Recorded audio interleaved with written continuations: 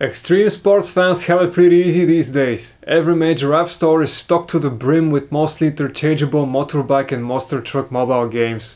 Frankly, most of them look like they're born out of crude experiments with 3D graphics and physics engines on a budget, hence they look bad and control awkwardly.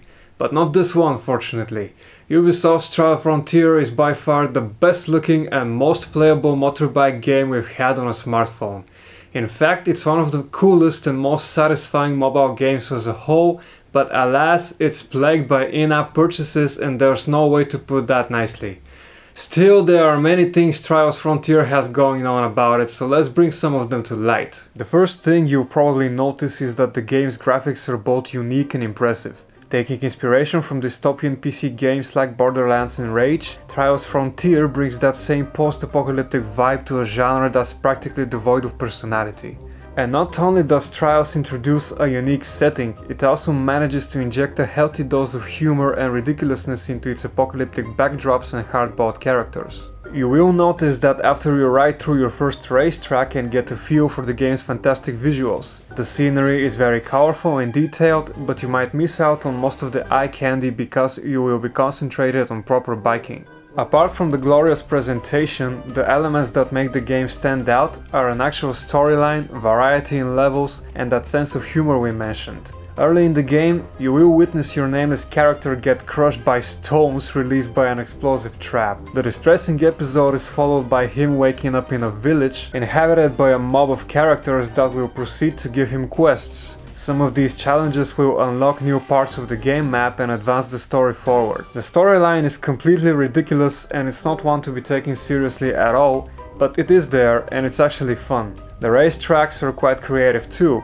They are rich with stunts, explosives, traps, and many of them feature a hilariously slapstick ending that sees your character bump into barriers, explosive barrels, walls, and all kinds of obstacles without batting an eyelid. As a motorbike simulator, Trials Frontier isn't much ahead of the competition. It plays just like other specimens of the genre, and while the controls are reasonably tight, the physics are completely out of this world. Expect plenty of crashing and failed backflips, along with the constant challenge of maintaining good balance. Not long into the game, we will be introduced to its upgrade system, which happens in a way that foreshadows how Trials' in-app purchases system will eventually force you to pay up or put off playing it. You are faced with an unbeatable opponent and must upgrade your bike to get a chance against him. The first few rounds of upgrades are free, but from then on it's money making time. For the developers of course, not for you. Trials features coins and diamonds as in-game currencies, and while you will be able to win some cash and jewels by completing challenges, sooner than later buying them with real-world currency remains your only option if you want to keep playing. Trials is especially vicious in the ways it restricts you from progressing forward. For example, there's the fuel meter.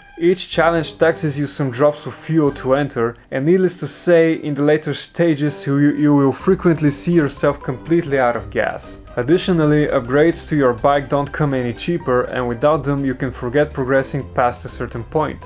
To ensure prompt payments, the game will introduce timeouts between the availability of fuel. Once you deplete the gas, it's either buy some or wait 1 minute. A minute becomes an hour becomes 2 hours, and before long you will be faced with 24-hour timeouts if you happen to decide that your real money are better spent on real fuel. Due to the extreme nature, or should we say annoyance, of the in-app purchases, eventually Trials Frontier regresses from an addictive, bright game to something you'd rather play for 5 to 10 minutes to kill some time. And from then on, even quick fixes of the game become impossible, as you will have to wait an hour before you're allowed a ride or two. By that time, we fear your interest and possibly the weight of your wallet will have greatly diminished. Now that we've taken a quick look at Trials Frontier, what can we say about the game's pros and cons? It's for certain that the game boasts an awesome presentation, an original concept and a funny storyline. It's also simple and fun to play while being just challenging enough to be interesting. However, the dreadful in-app purchase system ruins the party very quickly. It would have been much better if the game was available as a paid download with a limited amount of purchases.